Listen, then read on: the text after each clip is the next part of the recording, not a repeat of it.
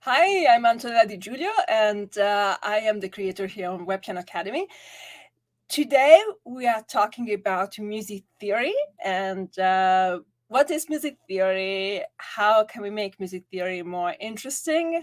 How can we teach music theory in a more interesting way? And how to learn music theory while having fun? And we will have today Dr. Sean Davis, better known on YouTube as Dr. Sean Says. And he has something very interesting to share with us about how he manages his channel and topics on YouTube. Welcome, Dr. Sean. Let's take this out just a second. Hi. Hello. Thanks for having me. Thank you for being here. So let's talk a little bit about your background. Okay, so we know that at the end you have a PhD in music theory. Yes. And that you teach music theory in the university. But Yes. What's your background? What brought you there? My music theory background is in popular music, 19th century harmony, and music in multimedia such as film, video games, and television. My major instruments are flute and cello, but I also sing and play some piano because, of course, the theorists are always about that piano. Yeah, of course. And my body of research focuses mostly on interpretation and how we know what music means, semiotics, hermeneutics, all that fun stuff.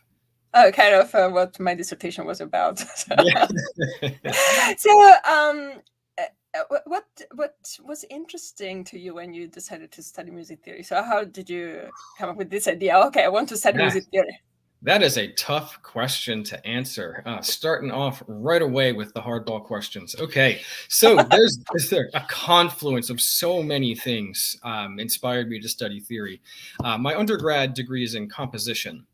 And when I was knee deep in composing, I started to really think a lot more about the careful attention to the notes and to the pitch, how I was combining things, and I really started to get fascinated with what other composers were doing, which was a wide open door. And that just kind of made me look at all sorts of different styles, genres, and I began to become very, very, very, very obsessed with trying to transcribe everything I could hear. And after doing that for a number of years in my undergrad, I started to realize that what I was doing there was I was actually studying theory. Yes, you weren't composing, you were studying how to compose rather than. Yes. So when I decided to go into graduate school, I thought that pursuing a degree in theory would allow me to kind of explore my my obsession a little bit more thoroughly and look at it through a lens that was a lot more robust. And I really wanted to be able to speak intelligently and thoroughly about what I was hearing. Right. Yeah, it was a little bit. I mean, my first degree was in performance, right? Piano performance. And as a performer, I always thought I don't know enough about the music that I'm playing, you know. And then at one point, when I had to decide, what kind of doctorate I wanted, really a doctorate degree in piano performance seemed really useless, right? I was like, yeah, I'm doing that, but I'm still only performing. I don't really know what I'm performing, and I don't really know what this music that I'm performing, how is it? Why do I have to pay attention to this thing instead of this thing, right? All those kind of details that were kind of, and then at times I ask myself, why is this composer using this thing here and not here, right? This kind of, why this pattern is not repeated in the same way? Why is it now different? What makes, what is the difference within this entire thing, right? And then I knew I didn't know enough at that point. I still don't know enough, but Do we ever know enough is the real question. Right, yeah, so we will never know enough, that's for sure, but I know a little bit more now when I'm performing. I know exactly how to explain even to my own piano students, right? Why is this different than this? Sometimes students ask me, why should I play this part different than this? What is the difference in sound? And the answer is usually in the analysis of the piece, and not so much in kind of pianistically. Pianistically, we just try to translate the message that the composer was Absolutely. trying to. I love those questions. When students come up to you, whether it's after a class or just on a whim, and they just want to ask you something about something they're exploring, something they're playing in their own pieces, or something they heard on the radio or, well, YouTube.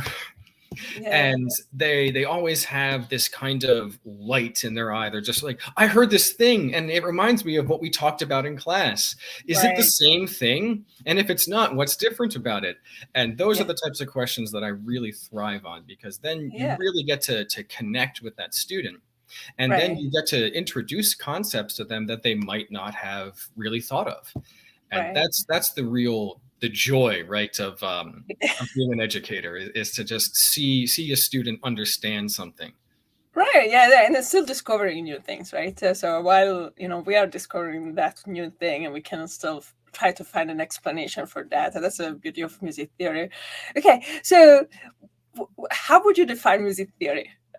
That's a very, very tricky question to answer, because I think a lot of people have a preconceived notion of what I know that I had a discussion with one of my professors once, and they said, well, in the United States, we have music theory as a subject, while in Europe, we use music analysis and musicology, right? So, and it's not really kind of really music theory as a theory in itself, as more composition and kind of studying how to compose a piece, but the music analysis is something different. So music theory as a subject is an American thing, let's say.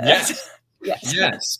And I think that a lot of people think that music theory kind of boils down to what people are doing in undergraduate music theory sequence classes. And while that's a part of it, I actually think that's more basic musicianship training. Those are the blueprints. That's the background, the structure. I agree.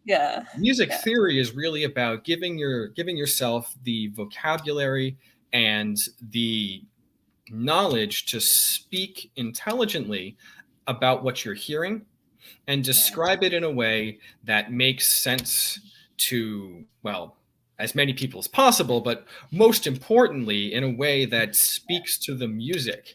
How does this sound to me, and how can I talk about the way that the music is put together to elucidate that, to help people understand that when you take these separate elements and combine them in a specific way, it creates a specific sound. So to me, a music theory is about being able to possess that type of knowledge and speak about what you're hearing, because that's what it's really about. It's about hearing. It's about what you listen to and how we interpret that, because music is music. And I was watching a documentary about Leonardo da Vinci the other day, and then so they were showing how he was observing the nature and kind of trying to figure out how that works. That was his main obsession. How does it work? How is this? That's how he became a genius, right? Because of this curiosity about how things work. And I think as music theorists, we do the same, right? So we take a piece of music, and then we don't just really enjoy the music, just enjoying the music without thinking. We just start thinking, oh, but how is this working together? How, did the composer do this? How can other composers imitate that and do the same, and maybe have a different effect? Because at the end, they're using patterns, schemas, right? They're combining them Yes. together, and then they're kind of Patterns and schemas.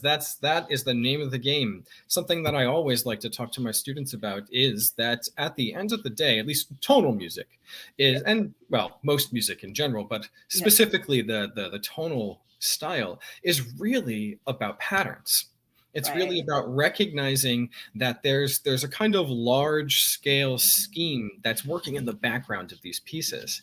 And a lot of that has to do with, hundreds of years of musical tradition, kind of relearned every generation, and the subtle shifts as it moves on until we were able to kind of take such a large body of music and examine it thoroughly without having to, go through some other intermediary, and that really opens the door to, as you said, figuring out how it works, right?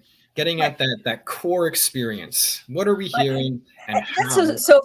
That's how I found that so fascinating. To really kind of figure out how this piece of music is creating this kind of beautiful sound or this kind of effect.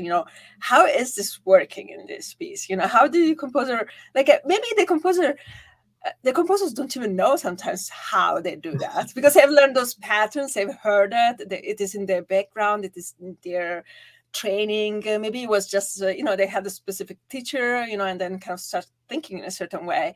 But then we try to investigate how they worked in that context, which is it's fascinating, to me at least. So to you probably is, I don't know, for so. And I always thought that when I was so my dissertation was really kind of about finding patterns, how we create meaning in music, and I was related to semiotics, right, applied to music theory. But I always found fascinating that we mirror in music the way that we think in our brain. We construct knowledge in everything, right? Even our houses are built in a certain way, following certain patterns, right? Some schemas. We all have windows at the right to look outside. We have doors to come inside. We have certain patterns, and then we change over time. We adapt that to our needs. And that's a big part of theory as well, is kind of recognizing those changes, which really boil down to how styles and genres form. They coalesce around certain types of patterns, sometimes even certain instruments, and even more specifically, sometimes older or newer varieties of instruments can be used in very specific types of styles.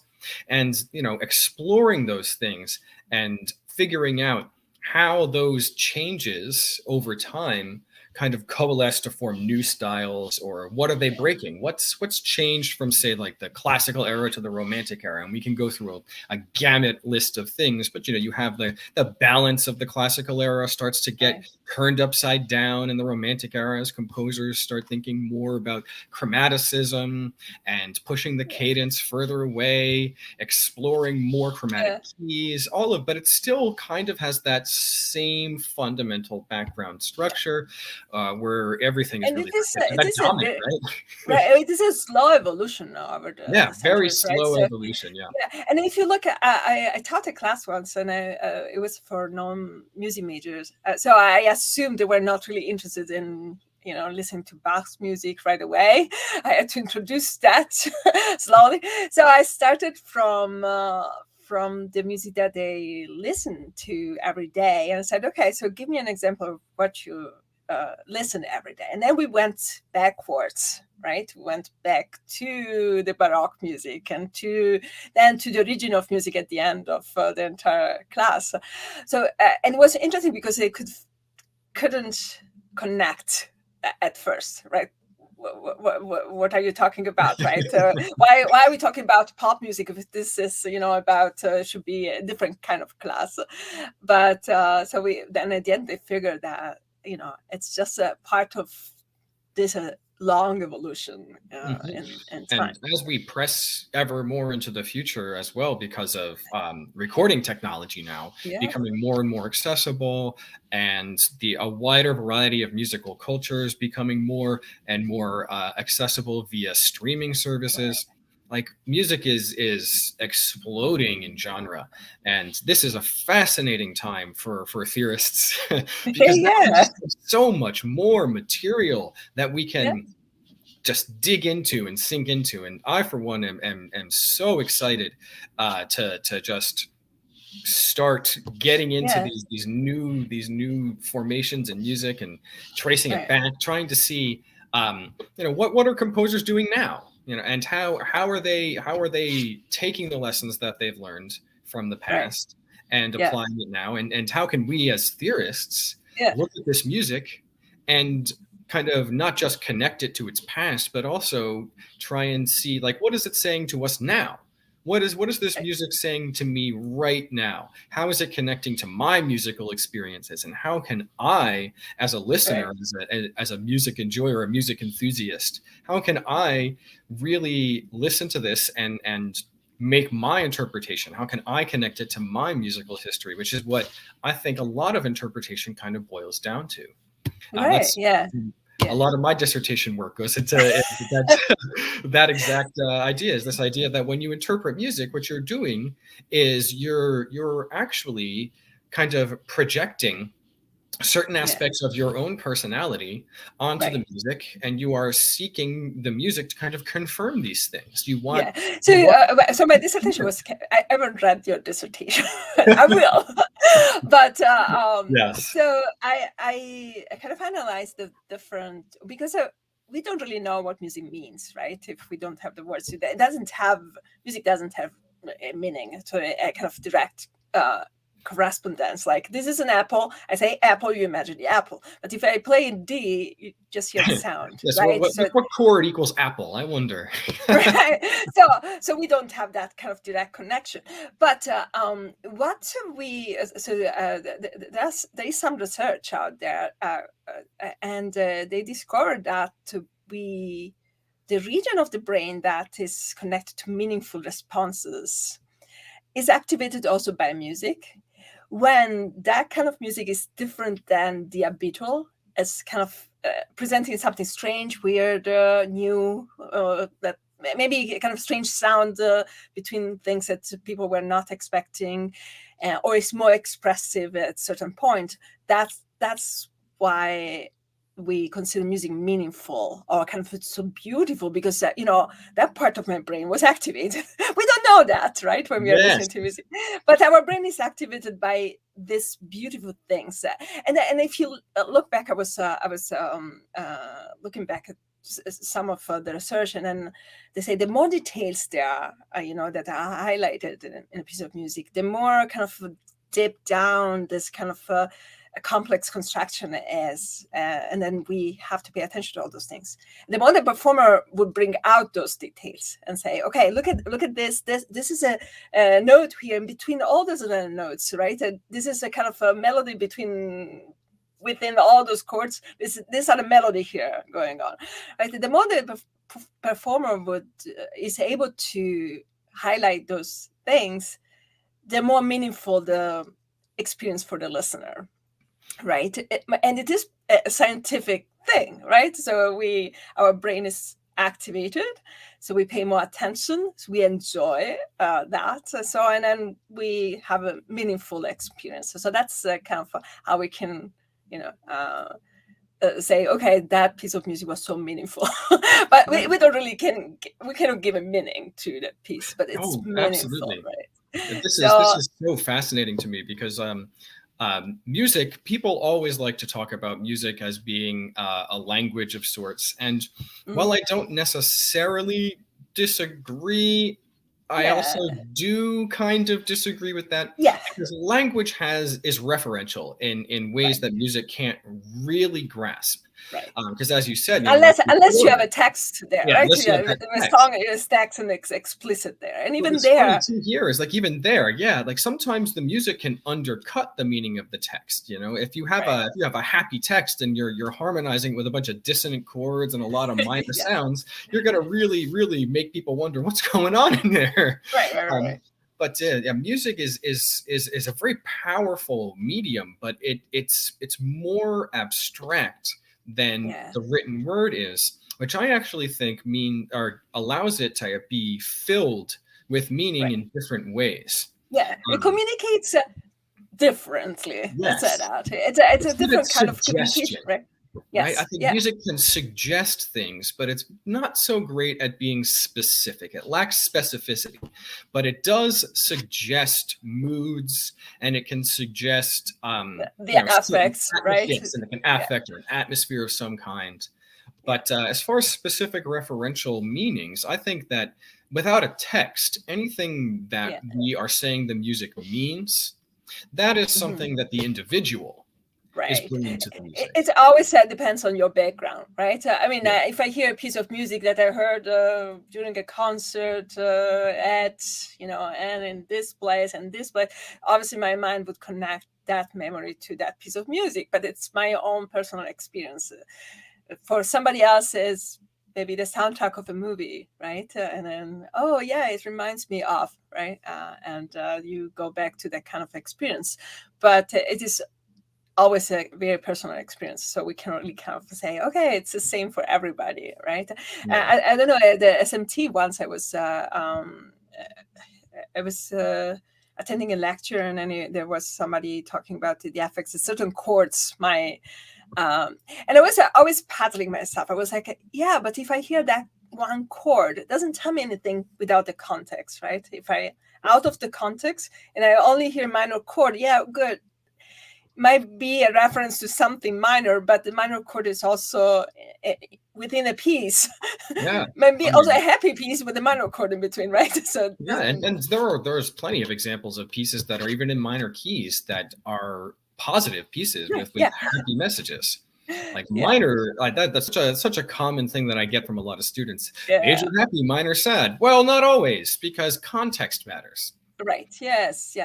And without the context, we can't really kind of, judge anything, because, it's out of context. So, I can be very good at something in a certain context and very bad in something else, a different context, or in that same thing in a different context. So it doesn't really matter. So it all depends, right? So now you have that beautiful channel, right? So that I like watching your videos because they're funny, and then I can, like, thank you. Yeah. So how did you come up with the idea of starting a YouTube channel? I mean, not every professor at the university really kind of starts a YouTube channel. This is true. Having fun with those things. I got the inspiration actually from student feedback. Over the course of the height of the pandemic, I was tasked with designing asynchronous theory courses for Temple University for Theory 1 and Theory 2, which needed to be 100% online and could not have regular meetings. Asynchronous courses or don't have meetings because we had some students who were stranded overseas who couldn't meet at regular times for Zoom sessions. We had students all over the world, different time zones, and it would have been a nightmare trying to get everybody together for one session. So we had to do these asynchronous courses, which meant that I needed to make videos. So I did a lot of research looking at other asynchronous courses, and I was just so disappointed with a lot of what I saw. A lot of these videos that people were making was just someone standing in front of like a chalkboard or a whiteboard and just talking at the screen for 45 minutes. And at times I also saw that there were some PowerPoint presentations going on with the voice in the background talking. It was just like send me the slides. If you're going to do nothing but PowerPoint, then I can get just as much out of reading the slides as I can out of watching your video. Right. So I thought that I needed to really think about what needed to be taught. What did I need to touch on And how can I do that in the most efficient way possible while still making it so students wanted to watch the videos? Yeah, I have my own experience. So I have my little one. He was 9 last year, right? And was 4th grade, and then they had this program. I don't know who came up with that idea in the school district to have this kind of videos, right? About math. So an entire chapter of math was 1 hour video, and the teacher started talking, la, la, la, and kind of a PowerPoint going on for 9 years old. And my son stopped doing his homework because I said, "Mom, the video is too long. I cannot watch it. I just don't. Yes. I cannot do it. Like, you know." And I tried with them to really stay with him and and follow the teacher. But it was like, even for me, it was like, I would never do that. I would never stay in front of the video, listen to somebody talking about math, because it's just Exactly. like so. Like such a thing that I'm not getting anything. And I remember writing to the teacher and said, you know what, it's just like my son is not doing his homework just because, the videos are really long and we cannot watch them. Yeah. So I mean, they this is reduce them then. Yeah, they reduce them in units, then they kind of cut them down. Yeah. So and I can only imagine that for a younger child, it's even harder to get them to sit and pay attention to a video of such length. And I think even adults have problems watching something informational or not necessarily just like a movie is a different story because you have a lot of things happening. But even in film, and this is where I started to get my ideas, even in film and television shows, scenes last maybe 10 minutes at most. Right. And then the scene changes. Yes, it's 3 seconds, right? 3 to 6 seconds, depending if you're moving or not. Yes. Your brain doesn't like having the same thing over and over and over and over and over again. So we need to find ways to stimulate you to keep your attention. So my thought was, but even now, I'm sorry if I interrupt you, but even in classes, right? You don't really stay there and talk for 1 hour the whole time. So it is. I mean, you interact with the students, you ask questions, you try to gain their attention, you follow them, depending on how they look like, look in their eyes. It's like, oh, they're bored. Sorry. and let's interrupt a little bit. So let's, gain their attention. Exactly. So what I ended up doing then was I thought what I'll do is I'll make a video per topic. And instead of trying to cover an entire week's worth of topics in one long video, I made several short videos. Focusing on one small thing at a time. And I tried to keep every video as short as I possibly could. I think almost all of them clocked in at under 10 minutes long. And some of them were even shorter than that because I just wanted to boil everything down and just get at the core concepts. And then I decided I have a kind of silly, kooky classroom atmosphere style. I see your bow ties are very famous. Yes, they are. All the bow ties. Yeah. This was I decided to wear these during my master's because I wanted people to remember who I was at conferences. It certainly worked. I thought what I would do then was I would take these shorter videos and I would insert my kind of silly, cringy style humor into them and just have conversations, because I also think that one of the things that was missing from asynchronous learning is the conversation. And conversation is a great way to kind of gauge where student weaknesses are and where you need to focus, because sometimes you just can't tell just by looking at an assignment whether a student really understands the concept or if they're just kind of following the rule or what have you. But when you talk with your students, you do get a much better sense of how well they're doing, and they get a more thorough understanding. So I decided to stylize my videos as dialogues between myself and a fake student who makes every possible mistake. And then, I just had fun with it. And anytime I could throw in a little pun or a joke, I did, because I thought, a little bit of humor goes a long way, even if it's silly, even if the students think that it's like, oh, again, that's so dumb. It doesn't matter, because they will remember that silliness. And as long as the concept comes across, That's what's most important. So And after it's the first actually the best way, to learn something is when you have having fun doing that, yeah, listening to absolutely. that, really kind of finding a way to be entertained with Yeah, what you're learning. Yes. absolutely. Yeah. And so after that first semester, I got a lot of feedback Yeah. from because students do course evaluations. And almost universally across the board, the students talked about how much they loved those videos, because not just because they needed to watch them to Yeah. pass the class, but also because they could rewatch So it them. was not a fake feedback. Like, Yeah. okay, I like so much your videos. Give Oh, me your an videos A. are so great because it's anonymous. They have no and I don't see them until after the semester is Of over. course, So yes. like I can't change a student's grade based off of their feedback or anything like that. So Right. they really have no reason not to be honest in them. Right. So like a lot of them just were saying things like I like the fact that I could rewatch the videos, because in a class you can't retake the lesson, you can't Yeah. retake the lecture, Right. but they could watch the videos multiple times, which allowed them to take more thorough notes. And if they were confused about something, they could always go back and watch the video. Right. But they Also, were because also the videos, I mean, are really kind of videos instructions, they have to be very effective and goal-oriented. So yeah. more than in a classroom, let's say that. In a classroom, Mhm. we might tend to deviate a little bit and, Yeah. say too many things. But in the video, you really have I'll to be stay the first to focused. say it. I get sidetracked in classrooms, just like every teacher, because you feed on your Yeah. students' energy. And when students are excited about something, even if it's tangential to class, I think it is important to kind Yeah. of work with that, because if they're excited about something, then that means Yeah. they're really into the material. And Right. you don't want to stymie that. You want to encourage that. So even if it takes up a couple minutes of class time, I do Right. think it's important to encourage students to be excited, because Yeah. when they're excited, I'm excited. And when I'm Yes. excited, then it turns into a better time for everybody. Yeah. Right. So yeah, the students were very happy with those videos. And so several of them in their course evaluations actually wrote, you should put these on YouTube.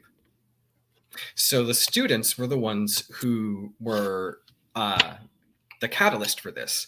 So Right. what I started doing, my Theory 1 videos originally were not YouTube ready. They Mhm. were branded Temple, so I couldn't do that. Yeah. I was at the time, I didn't have a good recording setup, so all of the voiceovers were recorded on my phone. So it was Like we all did during the yeah, we all pandemic. have those stories, right?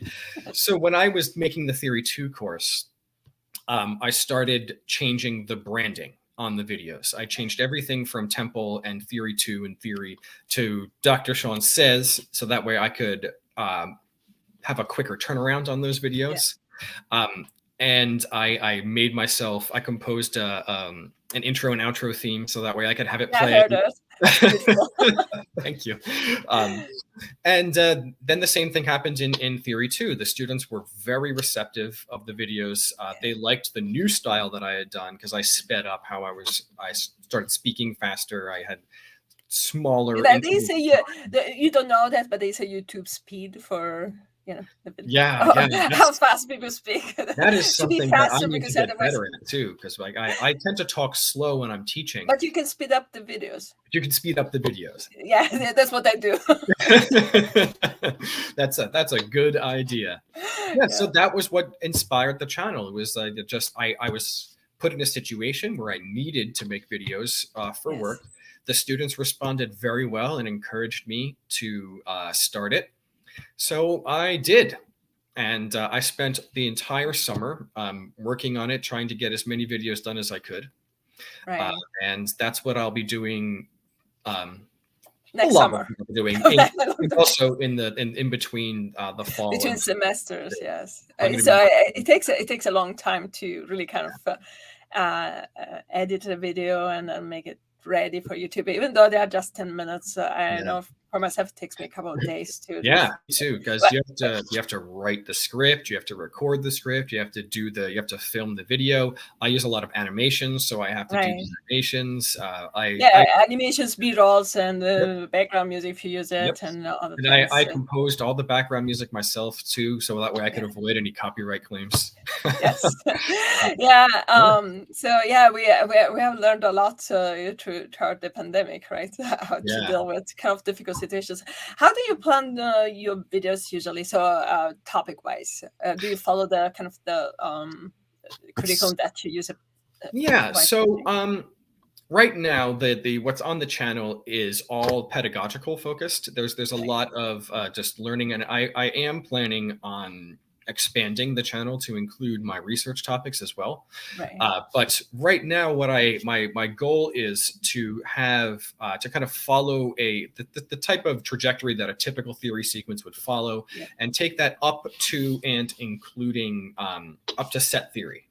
Right. And go all the way through that. So that way I essentially have what would account for the undergraduate theory sequence Right. from this is a pitch all the way through, hexachordal Pitch combinatorial classes. melody, so that way that I have something to help anybody who's trying to learn the kinds of traditional United States version of music theory. I'll have a video for every topic, and then I will start branching out and include some things. I'm actually planning a video right now that's based off of a paper that I actually gave for the Society for Music Theory. That's about topic theory and popular styles, and specifically the use of nostalgia in Christmas music. Oh, There's a lot of that, and are you going to publish it before Christmas? I'm hoping to do it, but I might not be able to finish it in enough time. In which case, then I'm going to hold on to it and release it next Christmas. year. Yes. That is very interesting. Yes. Yeah, and so many of these songs use a very specific chord progression. Now, I'm going to not say what that progression is, just in case somebody out there is like, "Oh, I'm going to beat you to the punch," but it's. But they can still read the paper if they want to. That's right. It is in my paper, and the paper is the paper is done and written. But yeah. Oh no! Right. So, I'm also planning on taking a lot of my dissertation work and turning that into videos. I think there's so much in music theory research and articles that the wider audience don't really know what we do, right? Yeah. And they don't really know what we talk about. And but certain topics are really so fascinating. It's not just music analysis. Okay, I analyze this piece, and that's that. It's just really kind of research and putting things together, and then seeing how things work, and then kind of. It's funny. I had an old mentor who said that when I was talking about going into music theory for my master's at the time, they said, well, if you're expecting to discover any new Roman numerals, I've got some bad news for you. We found them all. But if you're willing to kind of dig in to music in ways that you might not have thought of before, such as the arrangement of how form changes and shifts. We might call something a sonata, but that doesn't necessarily mean that every sonata follows the exact same layout. They're similar, right? Yes. But there are lots of differences. Like if we look at sonatas from the 18th century versus sonatas from the 19th century, there's a lot to talk about there. Yeah, and right now, especially right now, the research is across the disciplines, so we don't really we don't really kind of look at music just on paper. We just look into other subjects and other disciplines, to get that research done. So which is very fascinating. Interdisciplinary work is definitely the future of music research, and it should be. It's also the present, and it has been the stake for a while now, but. A lot of undergrads, especially, I think they have a misunderstanding about what it is to study music at a more in-depth level. They always just think, well, I mean, don't you already know your theory? what could you be doing now? And Right. Yes. to that I always say, well, like, yeah, we all know our theory, but can you apply that theory to describe why this song or this piece makes you feel or think a certain way? And Right. that's what I'm interested in. I'm Yes. interested in understanding, like, why when I listen to Weird Fishes by Radiohead do I feel contemplative and a little bit melancholic? You know, what makes me feel that way? And there's a confluence of things, right? Like, as we Right. discussed earlier, some of it is personal experience. Yes. Yeah. Yeah. And Yeah. some of it is also the patterning. You know, we have a history of music that is used in this type of situation, and it generally is used to convey these types of messages. And over a long period of time, that Yeah. forms a web of meaning Yeah. that we can draw from, and we can use those in different contexts to expand that web. And that is where I think so much of these Mhm. fascinating sticky meanings come from, because, like, okay, we have major chords, we have major seventh chords, and in contexts they could mean this thing or this thing or this thing. And Right. when we really sit down and we look at those concepts and those contexts, and Yeah, we think and about I don't how, know if you ever read the Theory of Semiotics by Umberto Eco, but he talks about how we codify messages. So basically, we have a pool of information, right? A pool of codes, and then we decide, okay, want to use the code of tonal music, then this and this chords and this key and this kind of rhythm, and then this kind of melodic patterns, and then this kind of motives, and then I translate that through a structural code into a message, which is the piece of music then, right? And that's what we receive as a message, and we interpret the messages we want, right? But the main idea, the main code is in this kind of how the composer has thought to combine all those information that he had at that point, and in a certain context through this structural code into the piece of music. So it's just like it is fascinating if you think in these terms, because then we always think in these terms, when we are talking, when we are communicating something, when we are writing a book, when we are planning something, we always think in these terms. Have this. I want to have this kind of result, and I need that code in order to get that. So I just like decide what to pick and choose, and then I put it out as a message, right? Yeah, yeah. That's very yeah, seems simple, but then that's how we work as human beings, right? absolutely. We can take those codes and these kinds of um, amalgamations, these webs of meaning that we're kind of picking things out of, and we can apply that to all sorts of scenarios, Yeah, not just in the abstractions of music, but also we can see how that kind of works, and how when you are planning out a day for your own self. right. I know, Yes, like, yeah, you get up and you have a routine that you follow, and you might alter the routine in one way or another. But, if you change it too much, you start to get that little thing in your brain, and you're thinking, what did I forget? What did I forget? What did I right. forget? Well, Yeah, yeah, maybe you didn't forget anything. It could just be that you altered your routine in a way that your brain is like, that's not what I'm used to. right. And Yes, that's really what I think happens a lot of times when we hear music that does something different. right. There's this little misfire, right? And you have to kind of Yeah, make sense of it. And yeah. it's when I you start remember to when make sense of it, right? yeah, when I started practicing Messiaen's music, right? It was at the beginning. At the beginning, I was 15, maybe. I started playing those strange chords, and I was never sure if I was playing the right notes. I always overcheck, like what notes are, until I got so familiar with the sounds that he was using that if something was too consonant, I knew it was wrong, right? I was like, okay, it has to be something wrong. There has to be something wrong here. Let's check.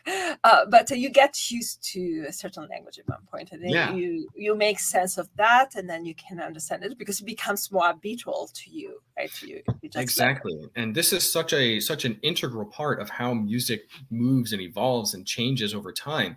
Is like, we have these, as in, I think it's Lawrence Kramer would call them, like, Mhm. hermeneutic windows, if you will, where you Yeah, have like something that just kind of deviates. something Yes. that's different. And then that offers the listener, the interpreter, the performer an opportunity to kind of develop some kind of meaning, something that fills the music with meaning from yourself, but it Right. still fills that meaning. And Yeah. over time, over long periods of time, those little deviations start to become part of the pattern. And then Yeah. when they're coded, right, they get brought into the code, then that creates something else, something new. But then it's no longer that window. It's no longer something that's different or is grasping our ears' attention. Yes. Then it's up to the next composer, right, to Yes. open up another window, and so on and so forth until we are where we are now. And Right. like Right. now we Right. just have to keep opening those windows, right? Yes, I mean, it's people think that this is only in classical music. If you look at pop music, this is Absolutely. exactly the same thing, right? So because they keep Definitely. changing, adapting, adding, and just trying to do something new, to be different and to give that kind of a special thing to that kind of. I actually think that in popular styles, and I have a little bit of a bias here as this is my area. In popular styles, I think that genres and styles go faster. We get Mhm. more of them more frequently because it's based a lot on recording technology, which replicates itself at a much faster Right. pace. And then it becomes part of the digital landscape. So more Yes. people have access to it. And then they can Yes. take that and they can manipulate it at a much faster turnaround rate than composers of more classical styles who are kind of beholden to other notation programs, but Right. performers. Yes. And yes, there is electronic music, but a lot of times those electronic pieces do rely on live performance with delay tape, or a performer is playing alongside of something else. Where a lot of popular songs is based, or popular music is based off of distribution and replication of that soundbite. Right. Sampling, for example, is a huge part of the contemporary pop scene, and that really kind of opens up genre in a way that we haven't seen before, because somebody taking a sample could sample a piece of classical music, they could sample a piece of jazz, they could sample a pop song that came out last year, but Right. what they choose to sample is going to hit different depending on who's listening to it. And that creates such a wide open field for new genres, Yeah. new sounds, new experiences, new interpretations.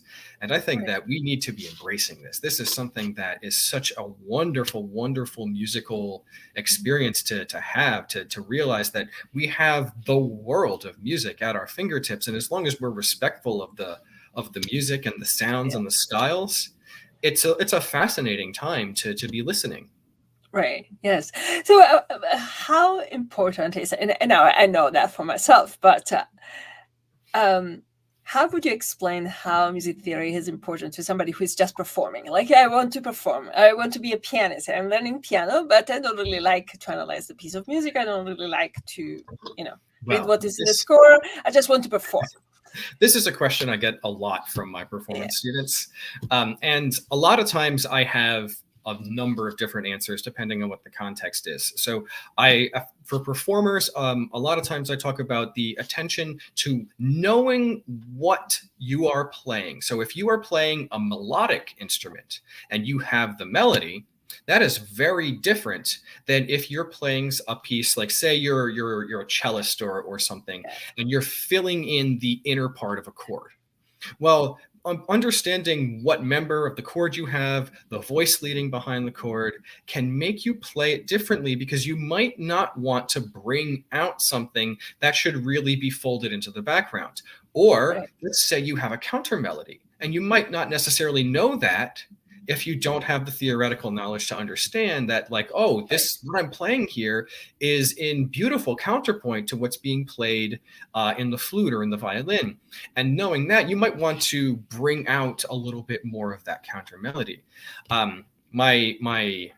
A lot of my students ask me, like, especially the students who are majoring in music education, they ask me the same questions. And for them, I actually think it's a much more straightforward answer. Right. A lot of them are going to be conductors. You got to be able to hear who's playing the right notes. Yes. and, Yeah. and you need to know, if you're conducting, what instruments to bring out, who's playing the melody, who has the accompaniment, is there a counter melody, should you accent that dissonance or shouldn't you? And a lot of that depends on the style you're playing in, the context of that dissonance or the context of the resolutions, and you might want to bring out or push back different elements of the music. And that is something that a thorough understanding of theory can really help with. Right. I mean, just if you look at Furley's, right? The famous piece. So every student I get, or kind of many recordings I hear around, are played with a E D sharp played kind of almost the same way. And I always say, good, just the beginning, da da da, like that's an upbeat to. So the first two notes are the upbeat to the downbeat. So you can play them in the same way that you're playing this. If you just know that kind of small information, makes your interpretation and your playing different, and then really kind of it respects what the composer wanted to do. I guess I assume Beethoven knew what he wanted, so that's why he wrote that way. So, and I was like, yeah, that's why you need to know a little bit more music theory, and why is that? How we analyze that piece. It makes much easier usually to learn a piece if you know what you're playing, what things are, how to play them. I always say everything is written in the piece of music, right? You don't really need to invent anything.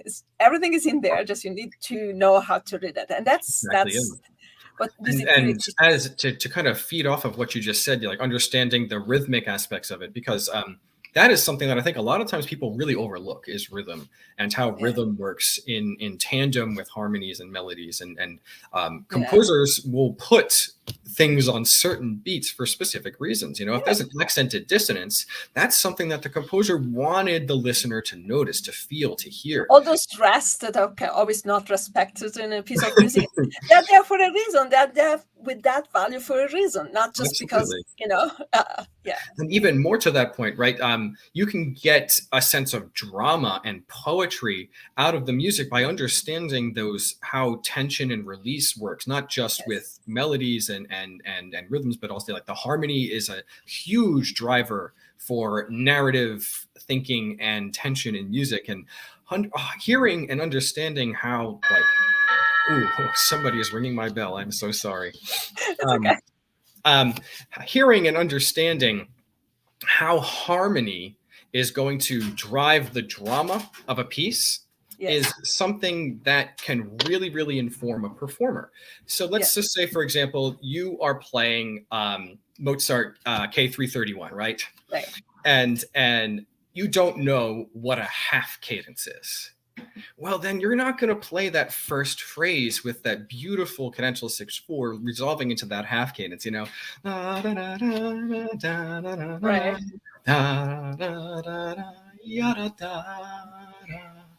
And like just hearing that little sigh, like having it like attacking and then pulling away, and just hearing and understanding that because this is an open cadence. This cadence is signifying to the listener, there's more coming, there's more happening. But if you're not really thinking about that, and you're just playing those pitches, it'll be correct. Yeah. But it won't be musical. Right. Yes. And then I think it's so important really from the beginning, when you really start learning an instrument, to think in terms of music theory. Even though, I teach that to my very, very young students. It's always kind of a matter of, look at the sound, this is the end. So, that's that chord, that's the tonic chord, that's kind of the dominant, it's going into that.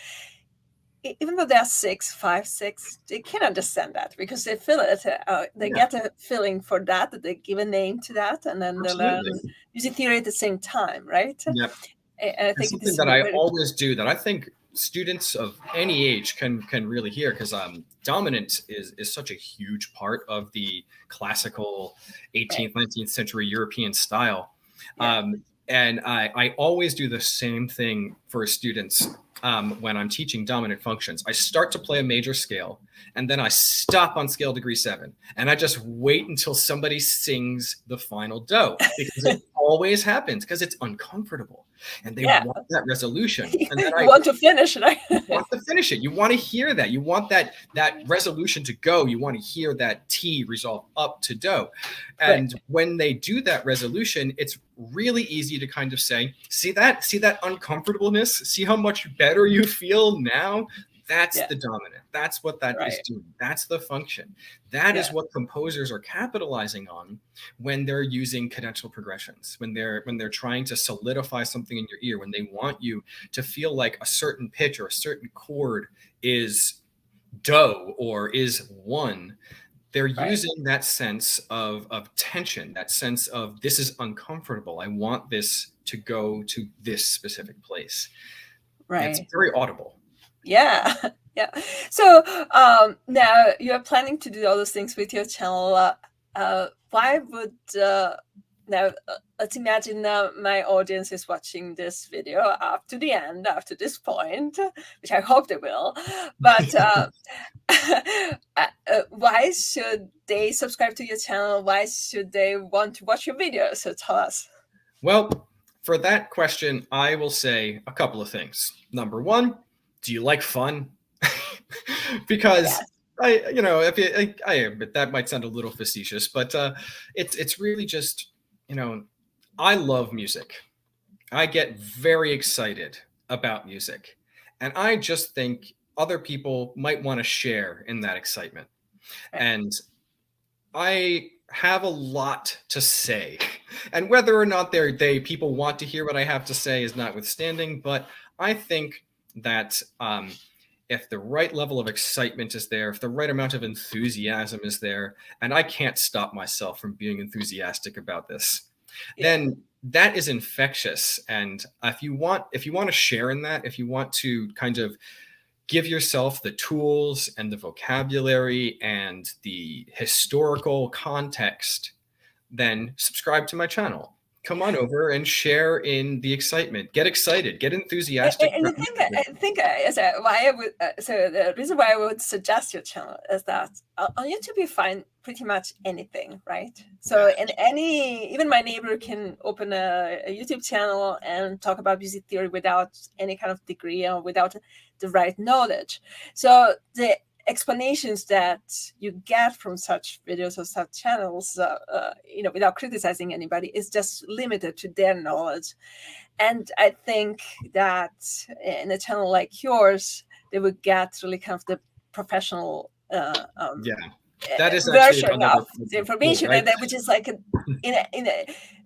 more you know, obviously, the more you can explain things better because you don't really know. So another thing off that, right? My channel literally represents the types of things that I would be teaching my undergraduate students at the collegiate level. And while the channel is more accessible, because I've deliberately designed it to be accessible, if you are looking to get that type of education, like the robustness, the thoroughness of a college level music theory class, but have it be more accessible to you because you won't have to pay thousands of dollars to attend a university, then I think that you'll find that my channel is the right pick for you, the right choice for you. And I also think that without naming any other names, I've watched a lot of music theory YouTube, and I just think a lot of it is dry. A lot of it is kind of boring or almost accusatory. Like there are a couple of channels where every other video is why you shouldn't listen to this or why you shouldn't listen to that. And I'm just like, listen to whatever you want to listen to. Does it bring you joy? Listen to it. Who cares? Yes. Right. It doesn't matter what you're listening to if it brings you joy. If you're getting enjoyment and if you are enthusiastic about what you're listening to, then that music is worth hearing. Right. But that doesn't mean you can't enjoy other things too. So I think, whatever people are listening to is a great place to start. It's a great place to do, and you should keep that and keep getting as much enjoyment out of it as you want. And don't let anybody tell you that what you're listening to is bad or not worth listening to. Yeah, I mean, even we have music theories, right? So I'm kind of my dissertation was with contemporary musicians, so, contemporary composers and contemporary music. Your dissertation was about more in the popular style. Yeah. My dissertation's on Radiohead. Right. So, I mean, we all share different kind of interests, and still we study the same subject. And it is fascinating how we can combine all the things that we learn in everything. So, no matter, I think, what people are interested in, even though they just want to learn better pop music or rock music, or they play just in a band, like having a really kind of ground knowledge in music theory is just really an asset. It's a huge asset, and there's practical aspects to theory, and there is more theoretical and more research style aspects to theory, and those two things do go hand in hand. But on the whole, though, there's so much that a thorough understanding of theory can give you as a musician, and not the least of which is just contextual awareness of what you're doing, when you're doing it, and how listeners are going to perceive it. That's a huge part of it. But there's also other little tiny things, like you might, I mean, this is kind of the nuts and bolts types of things, but even professional musicians sometimes run across markings and scores that they're not familiar with. Well, that's part of theory, is being able to interpret a score and looking at it and understand what's happening. So if you run into something that you don't recognize, well, you can always ask a theorist. Yes, of course. Okay, so thank you so much for being with us today, and I really enjoyed this talk to you. Thank you for having me. Yes, it was fun, and I'm really kind of waiting for your next video on YouTube. I've got plans, and don't you worry, the videos will start coming out again with pretty regular intervals after the semester is over. I'll give myself like a little time to relax after what has been a very, very, very, very difficult semester, as I'm sure you know. We're coming off of the first, we're in person again. Right. So it's been a huge learning curve to get back. And students were a little bit spoiled by the online lessons, I guess. Yeah, I mean, I can't blame them. No, of course. But there's also there's so much that goes into being a classroom teacher, and as far as like online versus in person, where I do think the online stuff takes a lot more work to get done. It's like 3 times as much work for half the payout, right? Like, because you just can't teach as much when you're online. But being in a classroom is different types of issues that pop up, and one of the bigger ones this semester is just like, what is too much work for students coming off of the last year and a half, right? We have really get used to like, where's that line? How much can we assign? Because we can't go right back to what we were doing before. You're talking about, I mean, I teach mostly freshmen this semester, and they are coming out of high school, and they haven't been in school. They haven't been in school for almost 2 years, right? Yeah. And so I really needed to take that into account, and that's been a challenge, but a welcome challenge, but a challenge. Yes. Okay. So thank you again, and I wish you a nice afternoon. Bye. Take care. Bye. Bye.